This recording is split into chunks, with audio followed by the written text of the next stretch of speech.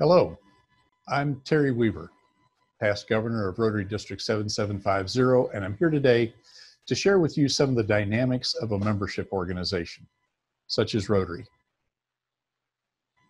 First, let me present a challenge. It had long since come to my attention that people of accomplishment rarely sit back and let things happen to them.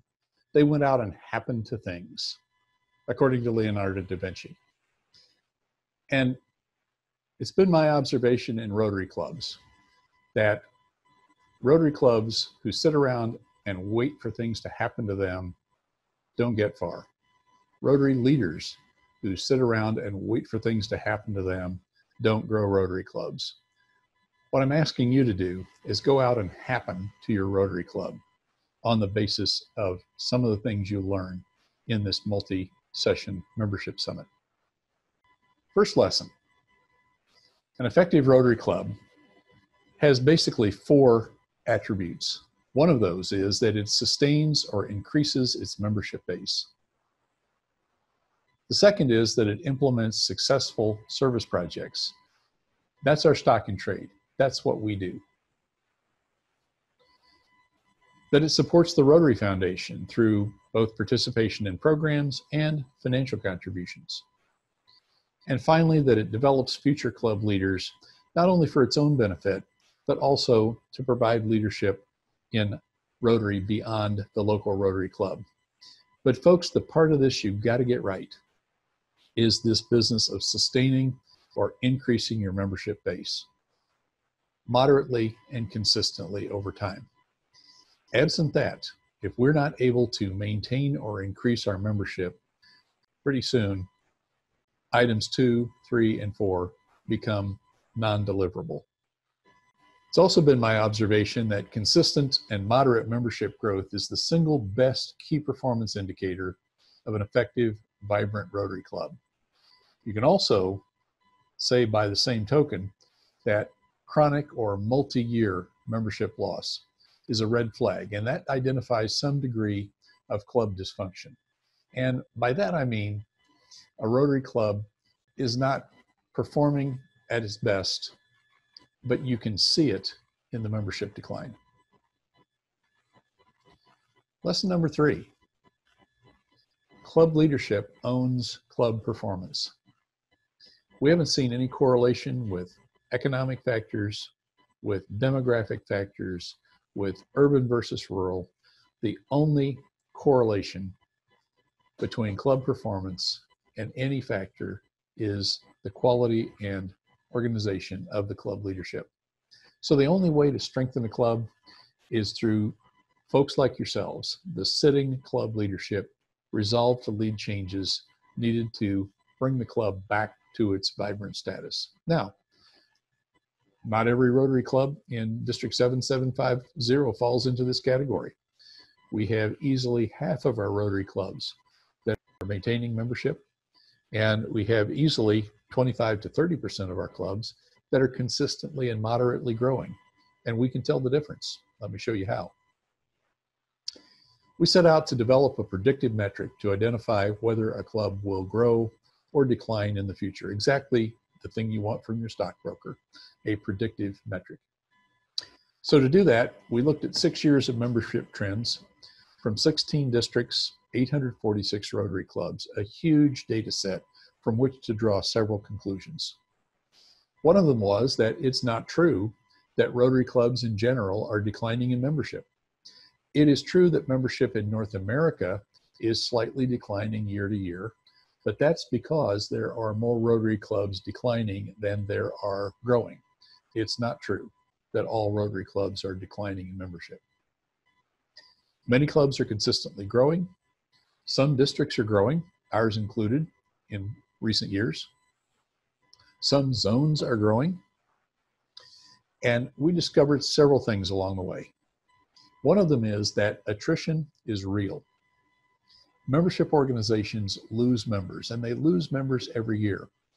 Our attrition rate across Zone 33, which spans from South Carolina all the way to Western Pennsylvania up the Atlantic seaboard. Our attrition rate on average is about 14%, which sounds high, but the fact is that For example, the average U.S. Trade Association loses members at a rate of about 15% a year. So attrition is real. It's a fact of life in a membership organization, and we have to have strategies to address that. Attrition rates are remarkably consistent, particularly within the same club. The same club will tend to lose members at about the same rate year after year, unless something changes. But attrition rates are widely variable among clubs by a factor of something like 5. So some clubs are really good at retaining members. Some clubs are really awful at retaining members. Retention, then, the term you hear mostly from Rotary International publications, retention is essential. The more members you hold on to, the lower your attrition, the fewer members you have to replace to deliver consistent and moderate membership growth. But now watch this. Retention is highly overrated as a growth strategy. You cannot retain your way from 20 to 25 members. We also discovered that the likelihood of membership growth in any given year isn't random. It's not at all random. It's highly predictable. In fact, with a likelihood of 80%, we can say that growing clubs that have grown over the past 3 years, will continue to grow in the future years. We can also say that declining clubs that have had membership decline over the past 3 years, will continue to decline year after year, unless something different happens. Then there are a group of clubs holding their own, kind of in the middle, and my observation is those can go either way. They're really on this knife edge, fragile balance. And let me explain what a fragile balance looks like. A fragile balance is the altitude of a hot air balloon. Now, it's physically impossible to fly a hot air balloon level. There are no control surfaces, there are no avionics. The only thing you've got is a lever attached to a propane valve. So, if the hot air balloon is descending, pilot pulls on the valve, shoots flaming propane up into the canopy, and the hot air balloon begins to rise. That is until the canopy starts to cool down, at which time the hot air balloon will begin to again descend. And if the pilot's not on his game and doesn't pull on that lever in time, then we get into what's known in the balloon business as premature contact with terrain. Not a good thing. It's also not a good thing in a Rotary club or a business, but it will happen to either one. And that is if we don't have the addition of that energy. In this analogy, that propane. If we don't have the addition of energy to a Rotary club, if we don't have a membership growth strategy, our club's going to shrink. And I know this because I worked part-time my Encore career as a small business coach. And I see exactly the same thing in a small business. A small business that does not have a growth strategy is going to shrink. A small business that is not adding energy to the operation in order to make the business grow is going to shrink. Here's what chronic membership decline looks like. This is a real club, and this is a club going back 16 years actually. This is a club that was on a glide path of about 1 member per year net loss over a 6-year window. They strung together somehow during the recession. This is the curious part to me. 2 years of slight growth of 1 member in 1 year and 2 members in the next. But then they had so carefully practiced that 1 member per year membership loss, they stepped up their game and started losing members at a rate of 3.3 members per year. 10 members every 3 years. Now, it doesn't take a Rhodes Scholar in trend analysis to see where this is headed. Where this is headed is toward a 9-member club only 3 years from now. Now, everything I've talked about so far, I've added the caveat, unless something different happens. In this particular club, something different happened in the Rotary year 2018-19. A new sheriff came to town and said, this is not working. This is not sustainable. We have to do something different. And they did. In the Rotary year 2018-19, this club, after this consistent 3.3 member per year decline, managed to grow 5 members. Wow. Now, the question is is that sustainable? So I decided to take another look now that we have 2019-20 data in the door. And even with a quarter of COVID-19, this club managed to hold on to that membership to the tune of a decline of only one member. Now, they gained and lost members in 2019-20, but they lost only one more than they gained. So I'm encouraged. I'm not convinced this story will be told in the next 2 or 3 years, but I'm encouraged from what I see of something different happening in this club. Here's another approach. Here's a Rotary Club over a 16-year window that we have data for that's grown itself from 119 to 183 members. Absolutely remarkable. And what they had during that time window was only 1 year of membership decline in 2012-13 and one more year of slight membership decline in 2017-18. Other than that, they have had consistent growth all the way between 119 and 183 members. Remarkable story. Now, I've used the term attrition, which you haven't heard a lot in Rotary. That's because most Rotary literature is based on the concept of retention. Now, the two are exactly the same thing, the inverse of each other. Attrition simply is 100% minus your retention rate, meaning that if you start with 100 members, you retain 90 of them. Your retention rate is 90%, your attrition rate is 10%. They're the same number, just the inverse one of the other. The problem is they're not comparable. When I'm talking to a club that I'm concerned about, and I say your club's retaining members at a rate of 86%, but you're only attracting them at a rate of 12%. Those two numbers aren't comparable. They're true, but useless. Club just looks at me and says, so what? On the other hand, if we take exactly the same data and describe it as an attrition rate of 14%, 100 minus 86, and an attraction rate of 12, everybody says, oh, I get it. We're dropping members at a rate of 2% a year. So that's why all the data that you'll see is based on attrition and attraction, which are the two comparable numbers. So here are some essential lessons out of this. First of all, that attrition is real. Our zone average from South Carolina all the way through Western Pennsylvania is about 14%. That happens to also be exactly the attrition rate that Rotary International saw in 2017-18. Now, our district has historically been right in that range, except for this immediate past year of COVID-19, when our attrition rate stepped up considerably to 16% on average for the past 3 years. We had a precipitous decline in membership this past year. Now, you'll notice also the term world-class. Life happens to people. You can't keep everyone in a Rotary Club every year simply because things happen that you can't control. People move, people leave, people pass away. Various different things happen that causes people to leave a Rotary Club that we can't do anything about at all.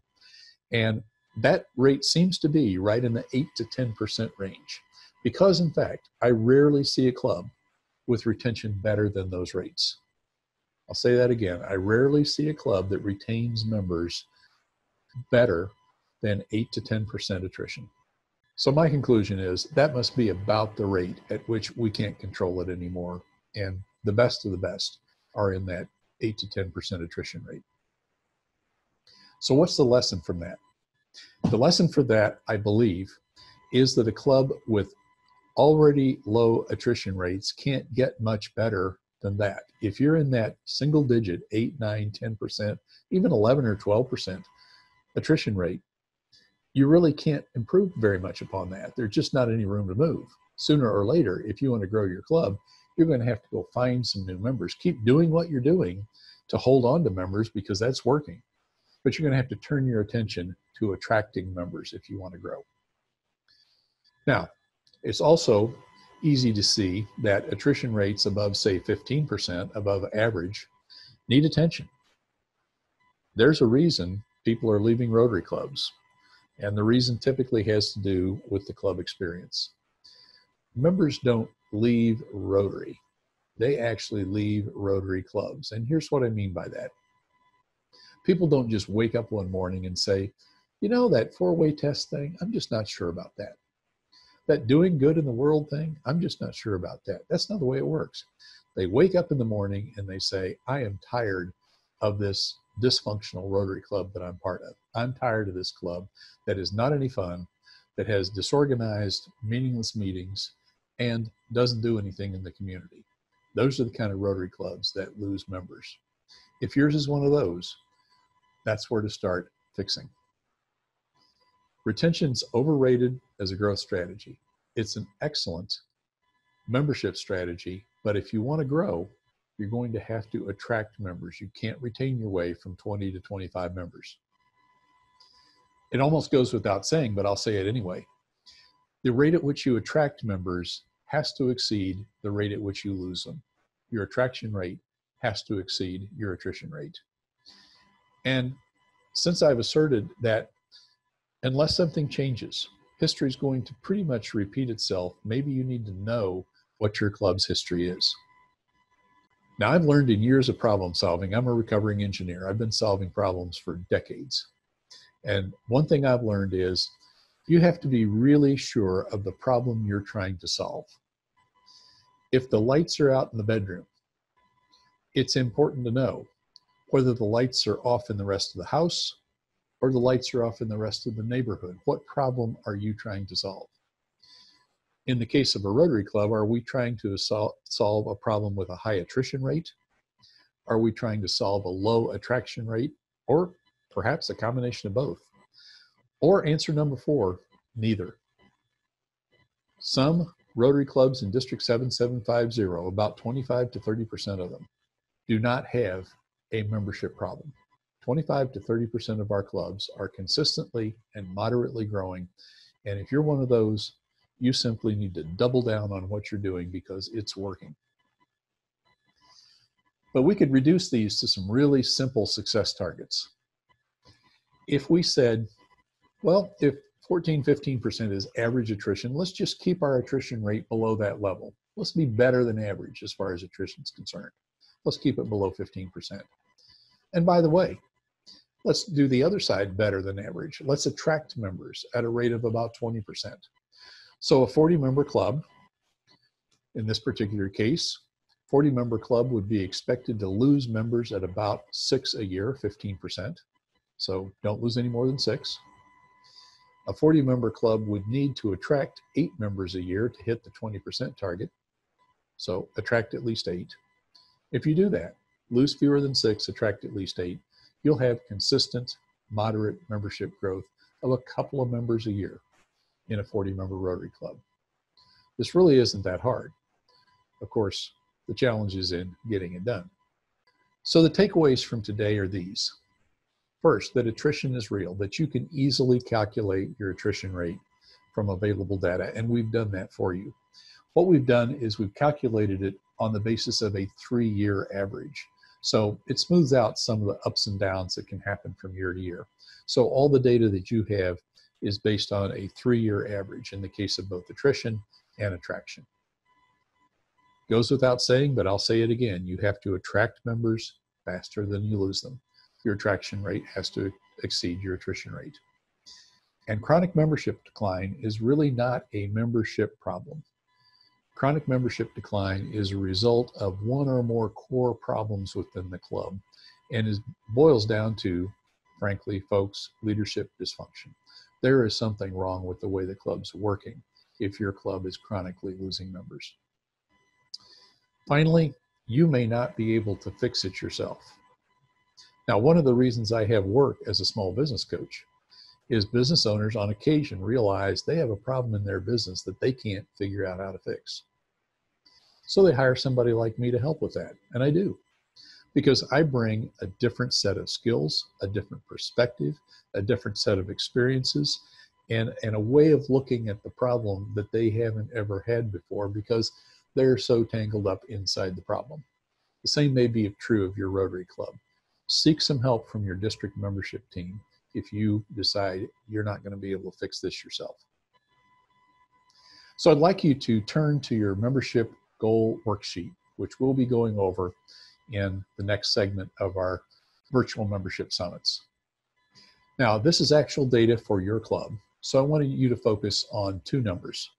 First, your club's actual attrition rate. This is a 3-year average annualized per year. Then take a look at your attraction rate, 3-year average annualized per year. The difference, of course, is your net growth rate, subtracting the smaller from the larger, whichever way that goes. And you'll notice that the signage has been figured out for you. In the case of this club, they've been attracting members at a rate of 8.5% a year. They've been losing them at a rate of 16.9% a year. Wow, if those were just reversed, this thing would be looking great. So we do the math and we realize that their net membership loss rate or negative membership growth rate is about 8.5% a year over a 3-year window, the average we're looking at. So what I want to leave you with today is your membership goal worksheet, your attrition and attraction rates, and the question of what is the problem you need to solve? Is it low retention? Your attrition rate is 15% or worse. Is it insufficient new member attraction? Your attraction rate's either below your retention rate or below that 20% bogey that we were talking about. Possibility is neither. You may be growing your club, and if you've grown your club over the past 3 years that this data is based on, it's highly likely, unless something changes, unless you mess it up, your club will continue to grow in future years. Just double down on what you're doing. Keep working at what you're working on, because that is working. We'll get back to the rest of this membership goal worksheet during our next virtual membership summit session online. We'll see you there. In the meantime, thank you for your time and attention, and we look forward to seeing you online.